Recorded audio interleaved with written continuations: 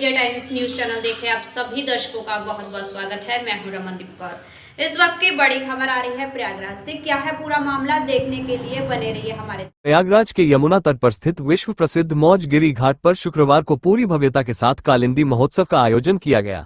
एक साथ हजारों मिट्टी के दिए मां यमुना की गोद में प्रवाहित किए गए।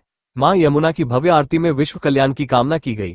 इस दौरान मौजगिरी घाट का अलौकिक नजारा देखते ही बन रहा था।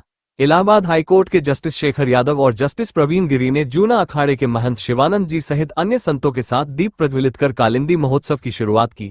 हजारों श्रद्धालु इस खास मौके के साक्षी बने। महोत्सव में मां भजन संध्या का भी आयोजन किया गया। श्री दत्तात्रेय सेवा समिति के संयोजन में आयोजित हुए कार्यक्रम में जूना अखाड़े के श्री महंत कंचन गिरी जी महाराज, श्री महंत गिरीशानंद जी महाराज, महंत अतुल गिरी जी महाराज, महंत विक्रमानंद जी महाराज, महंत सुंदर गिरी महाराज, श्री महंत आनंदेश्वरानंद गिरी महाराज और महंत शिवानंद जी महाराज सहित अनेकों संत महात्मा व संयोजक धीरेन्द्र द्विवेदी और रामानंद पांडेय, पवन जायसवाल सहित अन्य गणमान्य लोग मौजूद रहे। देखिए, विगत 9 वर्षों से दीपदान कालिंदी महोत्सव एवं दीपदान महायज्ञ ये श्री दत्तात्रेय सेवा समिति के समिति के द्वारा किया जा रहा है। इसमें हर वर्ष दीपों की संख्या बढ़ती और घटती रहती है। पिछले साल 1.25 लाख दीपों का हुआ, इस बार 51,000 दीपों का दान किया गया और असंख्य लोगों के लिए भंडारा, सांस्कृतिक कार्यक्रम, ये कार्यक्रम प्रतिवर्ष होता रहा है। ये एक बहुत ही अविस्मरणीय पल रहता है। साल में एक दिन आता है और इस दिन का सभी को एक इंतजार होता है कि दीप जमुना मैया के क्षेत्र में, जमुना जी के किनारे और जमुना जी के जीवन प्रज्वलित प्रवाह के साथ में अपने जीवन को भी प्रज्वलित किया जाए, ऐसा एक क्षण रहता है। और हर एक मनुष्य इस त्योहार का, इस समय का इंतजार करता है और ये समाज के लिए बहुत ही एक महत्वपूर्ण उत्साह भरना क्षण होता है। और इस आयोजन कमेटी का जो मेहनत है और जो समाज के लिए एक मार्गदर्शन है, ये बहुत ही अद्वितीय है। श्री पंचदशनाम जूना अखाड़ा, उसके सहयोगी श्रीमान धीरेन्द्र दुबे जी, ये समाज के लिए बहुत बड़ा आदर्श का कार्य कर रहे हैं और इनको माँ जमुना जी, कालिंदी माँ भगवती और गंगा मैया प्रयागराज क्षेत्र इनको खूब आशीर्वाद दे और श्री पंचदशनाम जूना अखाड़ा ऐसे कार्य करते रहे, ऐसी ही भावना है। दिन बहुत महत्वपूर्ण का दिन है और मैं आपके चैनल के माध्यम से सभी प्रिय दर्शकों को बहुत बहुत धन्यवाद देना चाहता हूं और कहता हूं कि अगर अभी तक आप नहीं आए तो आइए। अगली बार ये दीपावली के बाद जो कार्यक्रम होता है दीपदान का यमुना के पावन तट पर, ये केवल इस कार्यक्रम का मुख्य उद्देश्य ये होता है कि अपने समाज को एक तागे में जोड़ करके, जैसे जब माला जो होती है अलग अलग गुरियों में होती है तो उसका महत्व कम होता है, लेकिन जब वो एक धागे में पिरो करके जब जोड़ी जाती है तो किसी के गले की शोभा बढ़ाती है।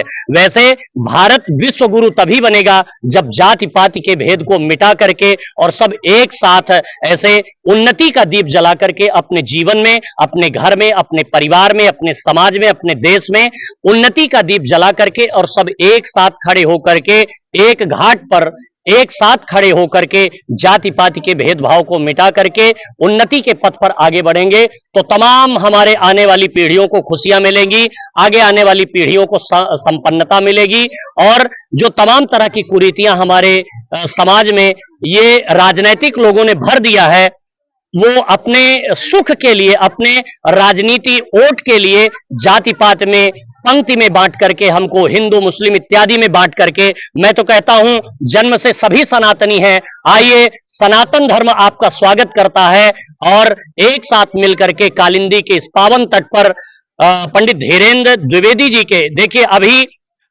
एक धीरेन्द्र कृष्ण शास्त्री जी जो पद यात्रा कर रहे हैं 7 नवंबर से 16 नवंबर, एक दूसरे धीरेन्द्र द्विवेदी जी हैं जो सबको एक साथ जोड़ करके दीप दान करके यहां पर एक स्थापना करना चाहते हैं कि प्रयागराज ये कहता है जैसे गंगा मिलती है, यमुना मिलती हैं तो बीच में सरस्वती का उद्गम होता है, ऐसे हम आप जाति पाति के भेदभाव को छोड़ेंगे तो हमारे हृदय में भी सरस्वती रूपी ज्ञान का प्रादुर्भाव होगा।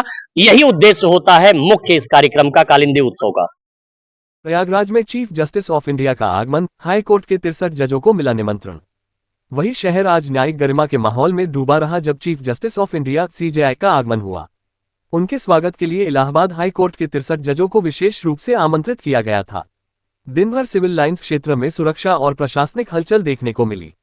लगातार गाड़ियों का काफिला सिविल लाइंस की एक सड़क से गुजरता रहा, वहीं प्रशासन पूरी मुस्तैदी के साथ जजों के स्वागत और व्यवस्थाओं में जुटा रहा।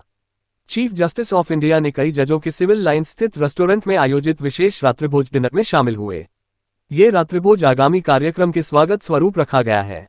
इलाहाबाद विश्वविद्यालय में शनिवार को constitution and constitutionalism the philosophy of doctor B.R. Ambedkar विषय पर राष्ट्रीय सेमिनार आयोजित होगा। इस कार्यक्रम में भारत के मुख्य न्यायाधीश CJI न्यायमूर्ति B.R. गवई मुख्य अतिथि के रूप में शामिल होंगे, जिसको लेकर आज प्रयागराज पहुंचेंगे। मुख्य न्यायाधीश प्रयागराज में करेंगे रात्रि विश्राम। सेमिनार में सुप्रीम कोर्ट के वरिष्ठ न्यायाधीश न्यायमूर्ति विक्रमनाथ और इलाहाबाद उच्च न्यायालय के मुख्य न्यायाधीश न्यायमूर्ति अरुण भंसाली विशिष्ट अतिथि के रूप में मौजूद रहेंगे। विश्वविद्यालय की जनसंपर्क अधिकारी प्रो जया कपूर के अनुसार कुलपति प्रो संगीता श्रीवास्तव कार्यक्रम की अध्यक्षता करेगी। सेमिनार में तीनों न्यायाधीश अपने विचार साझा करेंगे। इस दौरान CJI को सम्मान पत्र भी प्रदान किया जाएगा। कार्यक्रम सीनेट परिसर स्थित प्रो ईश्वर टोपा ऑडिटोरियम में शाम 4 बजे से शुरू होगा। सुरक्षा को लेकर विश्वविद्यालय परिसर में कड़े इंतजाम किए गए हैं। संगम नगरी प्रयागराज में सरदार वल्लभ भाई पटेल की 150वीं जयंती के उपलक्ष्य में प्रयागराज पुलिस कमिश्नरेट द्वारा रन फॉर यूनिटी कार्यक्रम का किया गया आयोजन, जिसमें मंडलायुक्त प्रयागराज और police commissioner, additional police commissioner सहित सभी पुलिस अधिकारियों ने लगाए दौड़। सिविल लाइन गिरजाघर से रन और विनती का आयोजन किया गया, जिसमें पुलिस प्रशासन के साथ सभी प्रशासनिक अधिकारी व आमजन ने भाग लिया। तो वहीं दूसरी तरफ तीनों जोन के DCP की नेतृत्व में भी उनके जोन में यूनिटी का कार्यक्रम आयोजित किया गया। आज सरदार वल्लभ भाई पटेल जी का 150 का जन्मदिन के अवसर पर सरकार का आदेश के अनुसार ऐसे लखनऊ से, दिल्ली से इतना बढ़िया लिख करके, मतलब एक एक बिंदु ऐसे हम के लिए 20 बिंदु फॉलो करना है। इसमें ये कौन कौन पार्टिसिपेट करेंगे, कहाँ से कहाँ तक होना, कितनी समय तक होना, सभी बिंदु आया। हम सभी का फॉलो करके आज CP सर का, फिर मंडलायुक्त मैडम का नेतृत्व में इधर ऐसे धरना स्थल सिविल लाइन एरिया में उधर से शुरू करके सुभाष चंद्र वो स्टैच्यू का तक जा करके अराउंड 1 to 1.5 किलोमीटर कवर कर दिया। ये प्रोग्राम ऐसे रन फॉर यूनिटी, देश का एकता, इसके लिए यूनिटी है। इसके साथ साथ हम लोग का फिटनेस भी बनाता है। सभी लोग एक साथ ऐसे, आज व्यापार मंडल लोग आया, आप लोग पत्रकार लोग भी आया, साथ में NCC महिला व्यापार मंडल, ये सभी लोग का इनविटेशन हुआ, ज्यादा लोग आया है। अराउंड 1000 लोग का नजदीक लोग पार्टिसिपेट कर दिया इसमें। इसी रन से हम लोग का फिटनेस भी अच्छा है, थोड़ा देश का एकता का सोच भी सभी लोग का आया है। देश एक होने से ही बड़ा होगा, ऐसे प्रधानमंत्री जी का वो सपना है, सोच है, नंबर 1 बनाना दुनिया में, ऐसे विश्व का लीडरशिप देना। वो इसी सोच से पूरा इंडिया एक होगा। रन फॉर यूनिटी का प्रोग्राम से एक होगा, वो उसी लक्ष्य का पूरी करेंगे। धावक सब तिरंगा लिए हुए थे हाथ में।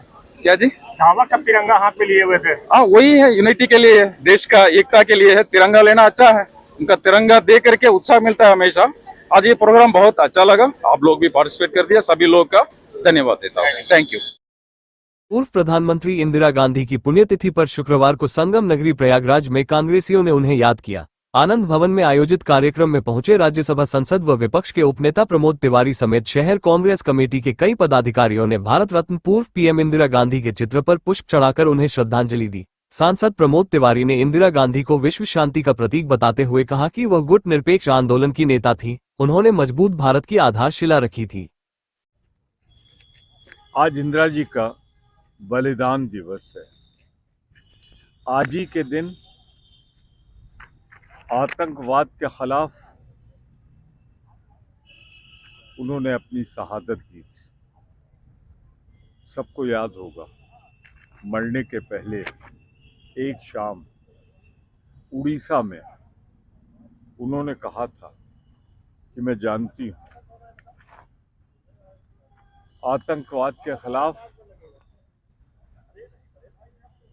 लोग मेरी हत्या कर सकते हैं, लेकिन जब तक मैं जिंदा हूं, मेरे शरीर का, लहू का एक एक कतरा अखंड हिंदुस्तान की हिफाजत करेगा।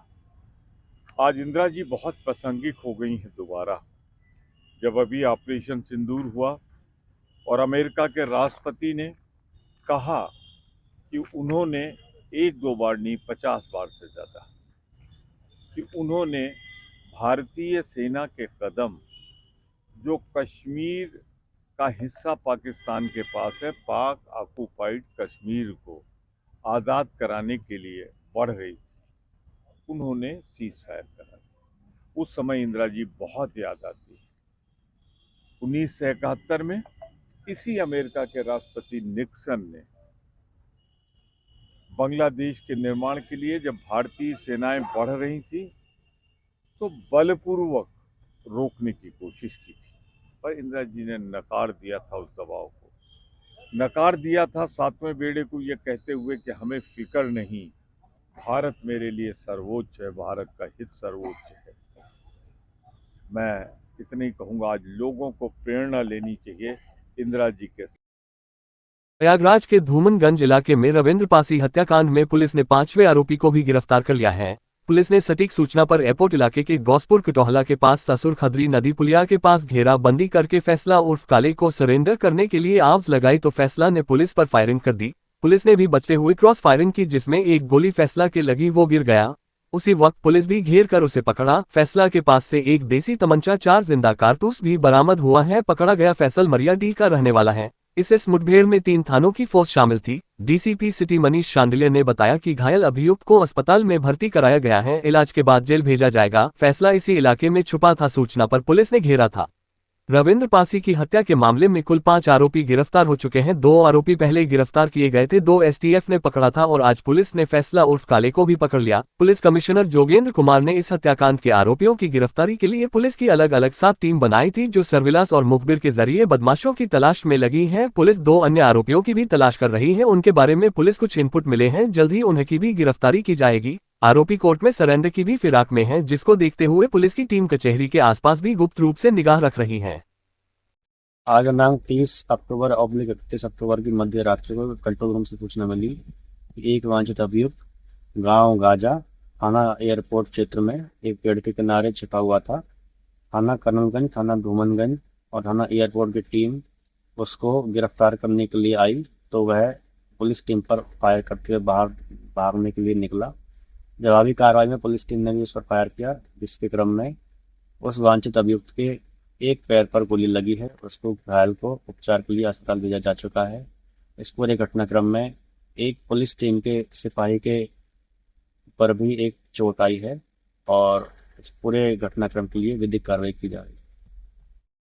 मोथा चक्रवात के कारण संगम नगरी प्रयागराज सहित उत्तर प्रदेश के कई जिलों में मौसम का मिजाज पूरी तरह बदल गया है। बीते 2 दिनों से शहर में लगातार रिमझिम बारिश हो रही है, जिससे दिन का तापमान सामान्य से नीचे चला गया है। ठंडी हवाओं और बूंदाबांदी ने लोगों को अक्टूबर और नवंबर की शुरुआत में ही दिसंबर जैसी सर्दी का एहसास करा दिया है। अचानक बदले मौसम ने आम जनजीवन पर असर डाला है। सुबह शाम गलियों और सड़कों पर लोगों ने स्वेटर, जैकेट और रेनकोट पहनना शुरू कर दिया है। वहीं स्कूल जाने वाले बच्चों से लेकर ऑफिस आने जाने वालों तक ने अब गर्म कपड़ों का सहारा ले लिया है, जिससे उत्तर प्रदेश के कई हिस्सों में हल्की से मध्यम बारिश हो रही है। विभाग ने आगामी 24 से 48 घंटे तक तेज बारिश और हवा चलने की चेतावनी जारी की है। बुधवार को संगम प्रयागराज में सुबह से ही आसमान पर घने बादल छाए रहे और बीच बीच में हल्की बूंदाबांदी होती रही। लोगों को धूप की झलक तक नहीं मिली। इससे शहर का अधिकतम तापमान लगभग 23 डिग्री सेल्सियस और न्यूनतम 18 डिग्री सेल्सियस दर्ज किया गया। शहर के मौसम विभाग केंद्र ने बताया कि आने वाले दिनों में बादलों का असर बना रहेगा और हल्की बारिश के साथ ठंडी हवाएं चलती रहेंगी। अगले हफ्ते तक उत्तर प्रदेश के कई हिस्सों में सर्दी का असर और गहराने की संभावना जताई गई है।